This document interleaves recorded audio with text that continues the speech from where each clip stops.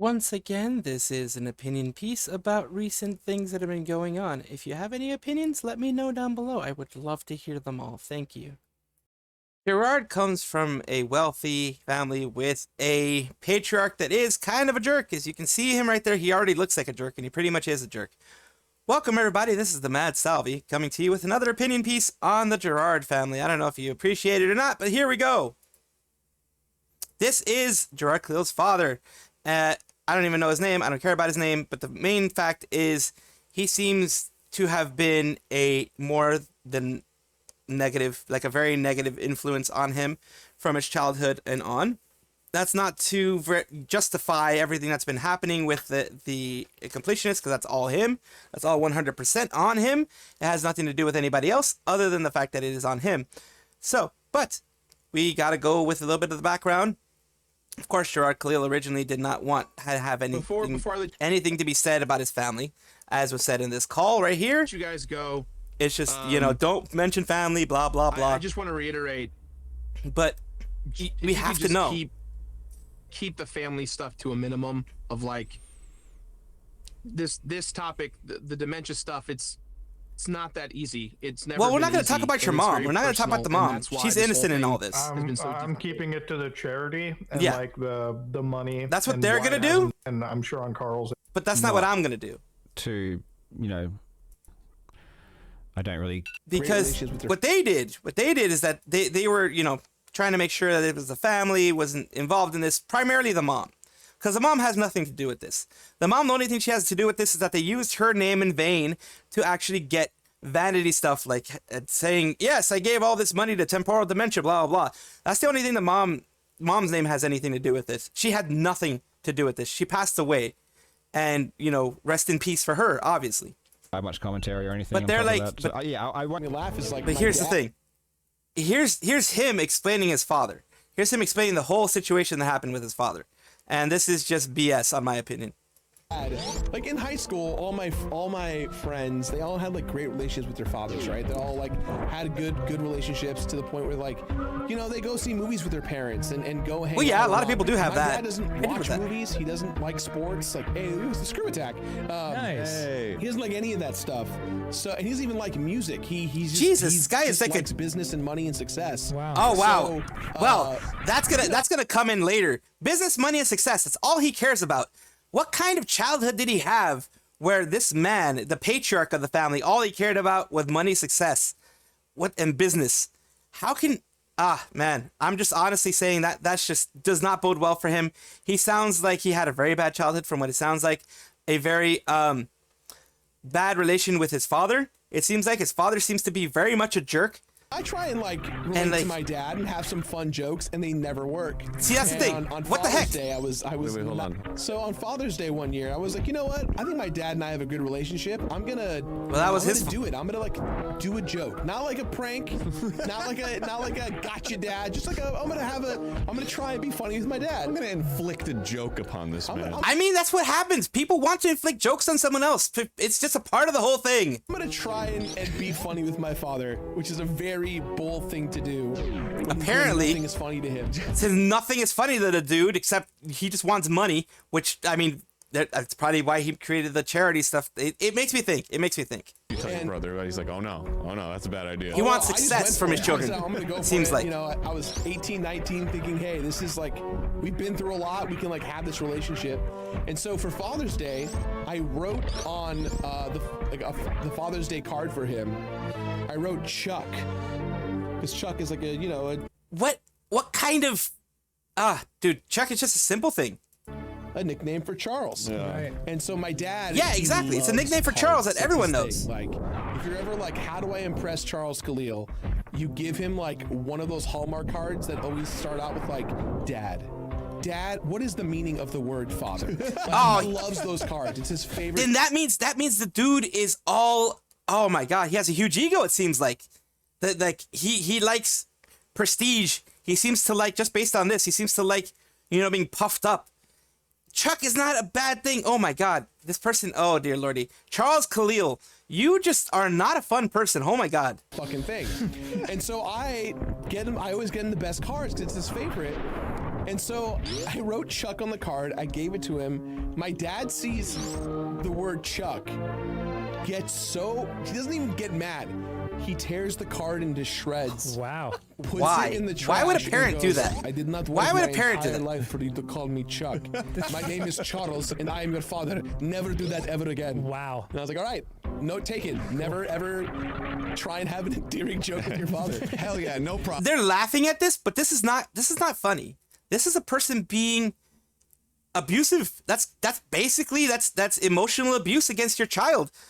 Ripping your child's card that he gave to you with all of his heart, even just trying to be a little funny, ripping it right in front of him because it said Chuck of all things.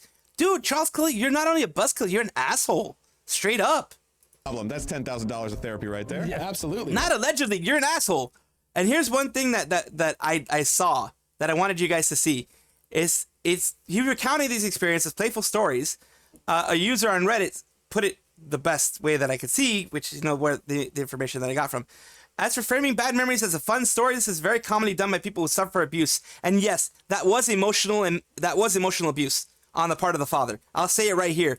Jirard Khalil was emotionally abused by his father. It does not excuse what happened with the charity issue, but it kind of gives you an idea of what Jirard was trying to do.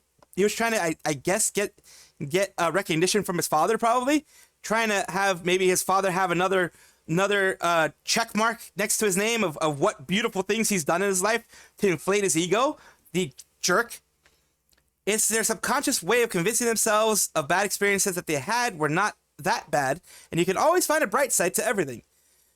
In other words, it helps them comfort themselves, and that's all it does. Because I'm saying it's just why again. Of my new career as an actor, and you're kicking me out because I can't make one fucking date. My sister is getting married, and they said, "Go talk to her. Not our problem." That's an asshole family, straight up.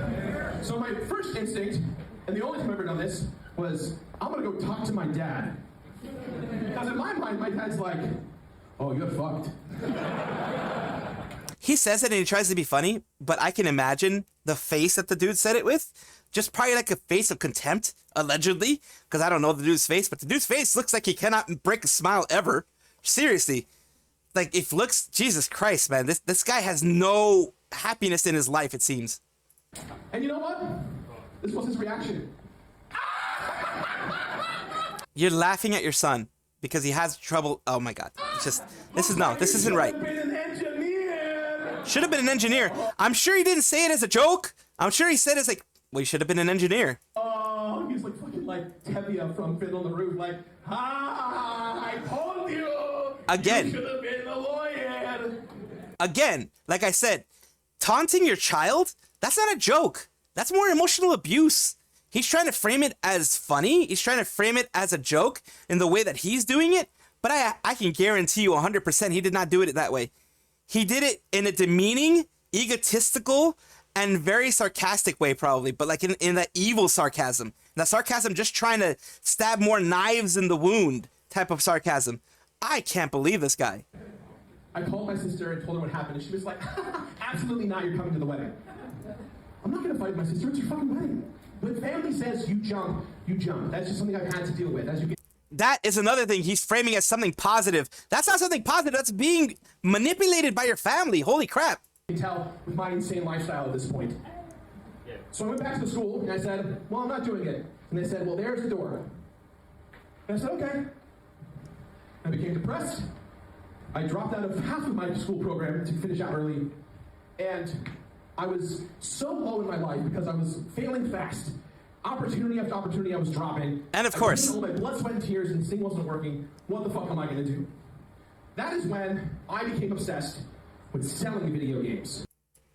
And of course, you're going to be obsessed with video games like that because your family only sees value in you by the successes and the things you can do for them. Which kind of leads me to believe that the only reason, well, not the only reason, but one of the reasons why he was trying to push the this is of course allegedly, and this is of course my opinion, but one of the reasons he was pushing that charity so high and getting that number of 600,000 so high is to show Dad, look at what I've done. I've done 600,000. People have given me $600,000 to give to other things. Look at this big, wonderful thing I'm doing for other people. And that is, like I said, a beaten down, emotionally abused child, still at this age, a child trying to get some kind of acceptance, some kind of happiness from their father. And that is not good in any way, shape, or form. That is just, like I said, and I'll say it again, that dude's a jerk. That dude's a total asshole. That dude, Charles Khalil, I don't like you. I don't think you care, but I don't like you, and no one should. And this is why I'm making this. Everyone should know the kind of crappy person that is also at the head of the PD whatever championship golf tournament, and also was partly in the head of the Open Hands Foundation. He had his hands in the Open Hands Foundation. So my thing is, I honestly am thinking that this was Charles Khalil's plan to maybe get more money or maybe get more gravitas in his group, get more accolades for himself through his son. I don't know what he was doing, but this all smells bad, and this is a bit of background that I want to give you guys, and that's the only reason I'm doing it. Thank you so much. Of course, this is an opinion of mine, a very, very strong opinion, and a very animated opinion, as you can tell. I feel adamantly about this because I do not accept any type of abuse, emotional or otherwise. It's not right. Never is, never will be. So let me know what you think down below. Of course, like and subscribe and all the other fun stuff. I appreciate you. Thank you so much. Once again, the Mad Salvi. Seeing you all next time. Bye-bye. Of course, if you want to know more about the issue, then take a look at the video that I have right here. And I'm going to display for you. And thank you so much.